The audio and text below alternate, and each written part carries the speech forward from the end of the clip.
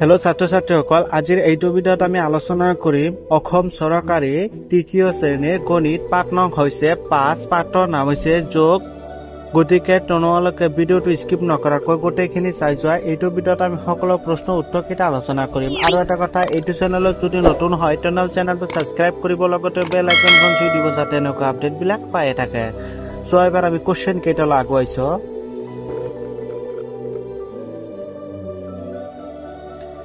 এতিয়া সোণালী মাকৰ বজাৰৰ খৰচবোৰ চাও আহা।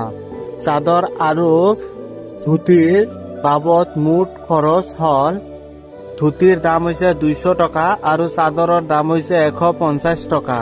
মুঠ খৰচ হৈছে 350 টকা। এইটো হৈছে কিদৰে কৰিবা চাও আহা। প্ৰথমে এককৰ ঘৰৰ অংকবোৰৰ যোগফল 0 একক 0 একক 0 একক।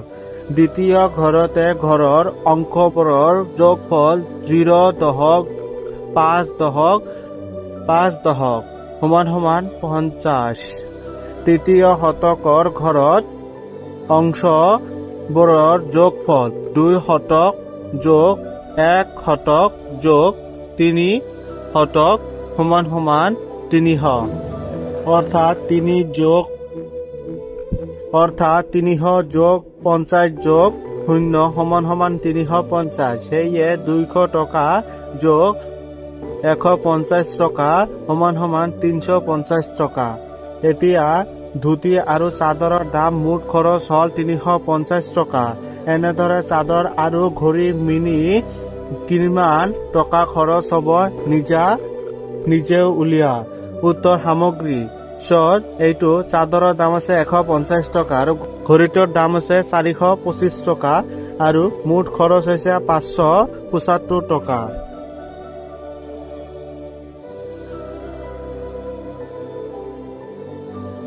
এইটোত কৈছে যে চাদৰ, পেণ্ট, ধুতি আৰু ঘড়ীৰ বাবদ মুঠ কিমান টকা খৰচ হ'ল নিজে উলিয়া। সামগ্ৰী আৰু চাদৰটো হৈছে 150 টকা, পেণ্টৰ হৈছে 205 টকা, ধুতিটো হৈছে 200 টকা, ঘড়ীটো হৈছে 425 টকা। মুঠ খৰচ হৈছে 980 টকা। এতিয়া তেনেহলে এইটো তোমালোকে কৰিবা যে কৈছে যে সেয়ে মুঠ খৰচ 425 টকা যোগ 205 টকা সমান সমান 630 টকা। সোণালীৰ মাকে বজাৰৰ পৰা ঘূৰি আহোঁতে দোকানৰ পৰা 168 টকাৰ ৰং গোলা আৰু 120 টকাৰ পেৰা কিনিলে। মিঠাই কিনোতে মাকৰ কিমান টকা খৰচ হ'ল ওপৰত দেখুওৱাৰ দৰে উলিওৱা। সামগ্ৰী আৰু ৰসগোল্লা আছিল 168 আৰু পেৰা আছিল 120 টকা। এতিয়া মুঠ খৰচ হৈছে 288 টকা।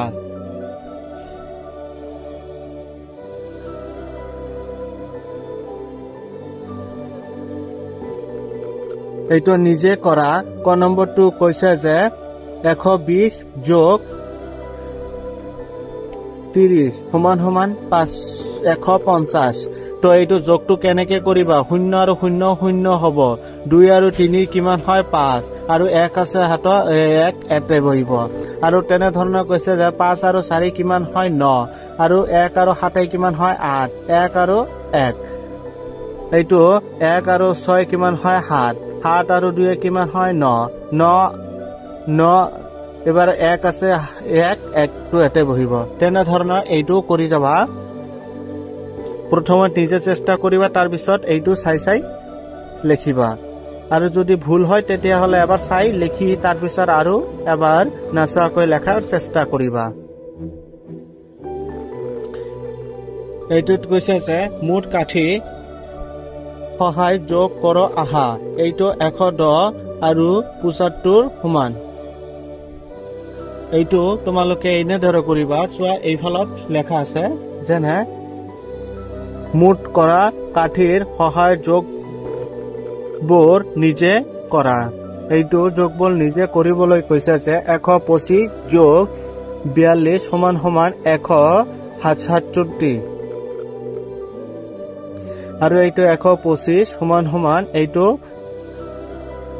1টো শতকৰ ঘৰত আৰু 2টো দশকৰ ঘৰত 5টো এককৰ ঘৰত আৰু এইটো আছে যে 42 এইটো 42টো হৈছে যে 4টো দশকৰ ঘৰত আৰু 2টো হৈছে এককৰ ঘৰত এইটো যোগ কৰিবলৈ দিছে যে টোটাল হৈছে কিমান 167 তো 1টো শতকৰ ঘৰত 6টো দশকৰ ঘৰত 7টো এককৰ ঘৰত তো এইটো হৈছে যে একে একে কিমান হয় এইটো যোগ কৰিবলৈ দিছে যে 1টো এতে হ'ব আৰু 6টো এতে হ'ব 60 আৰু মানে 7টো এতে হ'ব তেনেহলে 167 এইটো বানামত লিখিবলৈ দিছে তেনেহলে সেইটো লেখা হৈছে 167 তো এইটো তেনে ধৰণৰ তলটো তোমালোকে চাই লিখি লবা আৰু প্ৰথমত চেষ্টা কৰিবা তাৰ পিছত এইটো চাই লিখি লবা তেনে ধৰণৰ এইটো কৰি লবা এইটো কৰি লবা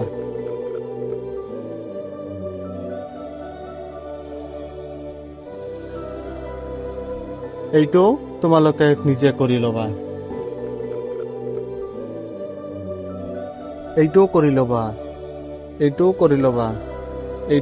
লবা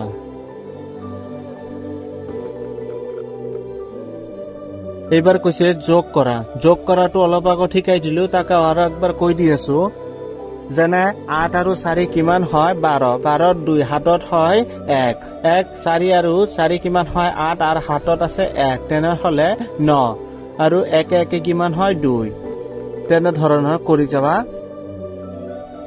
আৰু এইটো যোগ কৰা বুজাতে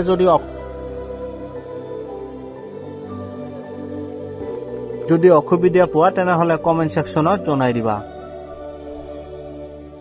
এইটোত কৈছে এজনী জিলাত বাৰ্ষিক খেল প্ৰতিযোগিতা অংশগ্ৰহণ কৰিবলৈ দৌৰৰ ভাৱে 124 জন শংকপুৰৰ ভাৱে 117 জন তিনিঠেঙীয়া দৌৰৰ ভাৱে আৰু 166 জন ৰিলে দৌৰৰ ভাৱে 254 জন ছাত্ৰ ছাত্ৰী আহিছিল এতিয়া যোগ কৰ আহা দৌৰ আৰু শ্বট ফুটৰ ভাৱে কিমান ছাত্ৰ ছাত্ৰী আহিছিল 241 জন এইটো দৌৰৰ ভাৱে ইমান শ্বট ফুটৰ ভাৱে 117 জন সমান হৈছে যে 241 জন এইটো তিনিঠেঙীয়া দৌৰৰ ভাৱে কিমান জন আহিছিল তিনিঠেঙীয়া দৌৰৰ ভাৱে আৰু ৰিলে দৌৰৰ ভাৱে কিমান জন ছাত্ৰ ছাত্ৰী আহিছে তিনিঠেঙীয়া এইটো 166 জন আৰু ৰিলে দৌৰৰ ভাৱে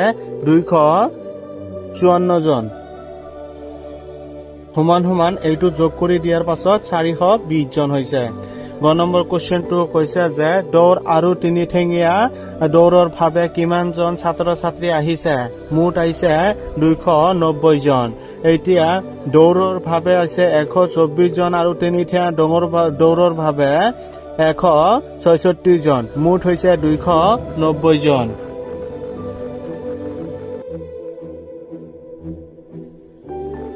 তো ছাত্ৰ ছাত্ৰীসকল আজিৰ এইটো ভিডিঅ'ত এইখিনিতে সমাপ্ত কৰি আছো আকৌ আহি আছো আন এটা ভিডিঅ'লৈ গোটেইখিনি চোৱাৰ বাবে ধন্যবাদ